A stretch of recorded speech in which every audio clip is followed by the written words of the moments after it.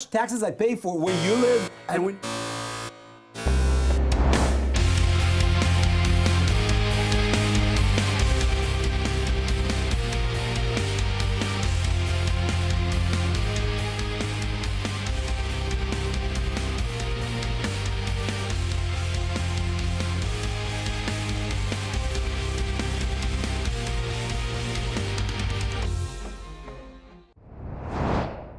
So we're back, and again with Miri Regev as an issue. With us today is Dr. Evan Cohen, the chair of the LGBT group in the Likud party. Nice to have you here. Thank you for having me. And we're going to talk about the LGBT group in the Likud party appealed to the Minister of Culture, Miri Regev. She's not a doctor, by the way. But she's the Minister of Culture, as we said before, in a demand, a strange demand for someone like me, I would say, to stop funding the LGBT film festival that's going on right now in Tel Aviv.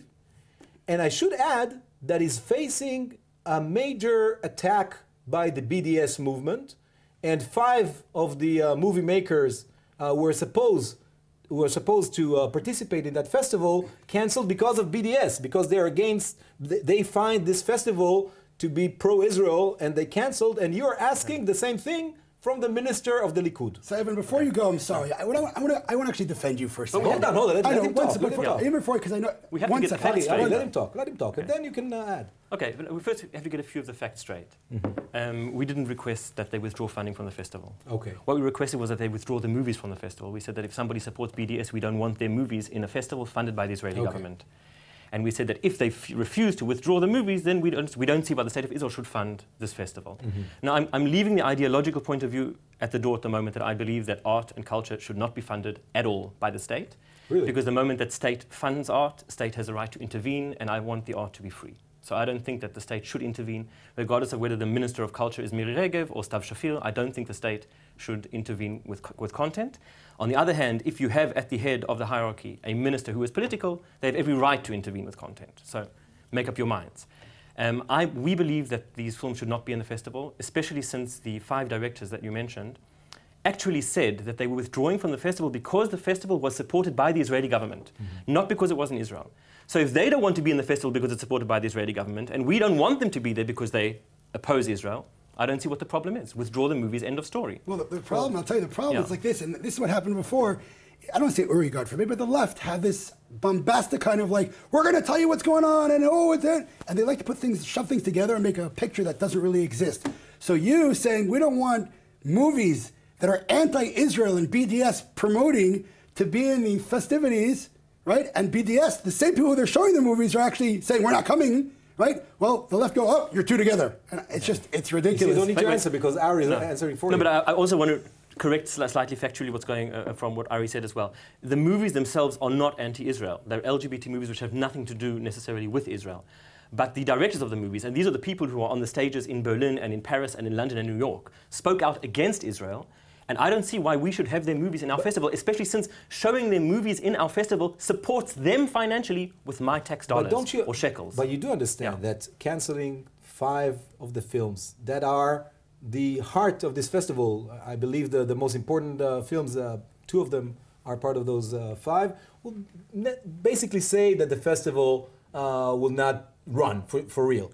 And on the other hand, and I'll add that, don't you think that it's actually a victory, even if those filmmakers speak about Israel, the fact that we do have here a gay LGBT film festival, and we ignore those from the BDS, that's, and what you're trying to do, will, or even if you come with the best intentions, you'll end up canceling the festival. Do you believe it? Okay, first of all, I think that the people who organize the festival should have taken more care in the selection of films. If we have BDS supporters on there... the films are okay. But they know who these people who created the films are. They should have been more careful. I believe, I honestly believe, I do not know personally who the people were who elected the specific films here. I honestly believe that some of them obviously support the agenda. And therefore they want these movies in the film. in the film festival. That's what I believe. I have nothing to show me the contrary. I mean, they haven't spoken out specifically against these directors of the movies. Had they done that, that would have been different. By the way, they did. They said that boycotting. They said we are sorry. They said we are sorry that they're not here. Boycotting the film festival, which is a symbol of freedom in Israel, and we're part of a struggle here. And I think sometimes you and I will be in the same place vis-a-vis Ari. I'm not sure. I hope so. I'm sure you would, but that's exactly the point. Yeah. And by doing that, you are not helping Israel's stand. You're just you're helping those who are trying to boycott Israel. Okay, I think that what I'm taking an ideological stand here, that the state should not support events which are vocally against the state, or which include people who are against the state. The directors said that they don't want to come to Israel because that helps legitimize Israel's policy in the West Because the Israeli Bank. government supports the festival. That's what they right, said. because so the Israeli government should not is support the responsible festival. for the occupation. That's their belief. Okay. By the way, you can't foresee that. It's unfortunately, it's a growing trend, both with artists, singers, groups, and you can't say, as long as the film itself, I mean, It's a tiny trend, by the way. I'm by the way, for government funding of art without the government having any possibility of preventing anything. I think it's not the job of politicians to become these censors with scissors. Okay, so I agree that the government should not be censors with scissors, as you say. On the other hand, we have elections, and if we elect a government, we want the government to promote a certain policy. There's no reason why the government should pay without having some influence on the policy. What do you think about Miri Regev not having nudity in the Israel festival in Jerusalem? Once again, I think I'm not for or against nudity. I'm not the Minister of Culture. I'm not for or against nudity. I think Miri Regev should not influence what's going on in the Israeli film festival, in the gay film festival, or in the Israeli theatre festival either. But if she's in office and she has an agenda, that's her right. You give her the right. It's not her right according to Israeli legislation, by the way. It is her right. Of course, it is her. Of course, it's it's not her right. It's state funding. It's state funding. It's not a political funding. But she's not a rubber stamp. She was elected by tens of thousands of Likud members and 1 million members of the Israeli public, elected the Likud to lead the current government. They have an agenda. If the ministers are not allowed to practice their agenda, what are they being elected for? They're not rubber stamps. So I don't think that the Israeli Minister of Culture should affect the content. And the only way to do that is to make sure there isn't an Israeli Minister of Culture. I think that's a great ending for this item. Thank you so much for joining us. Thank you very much. Thanks.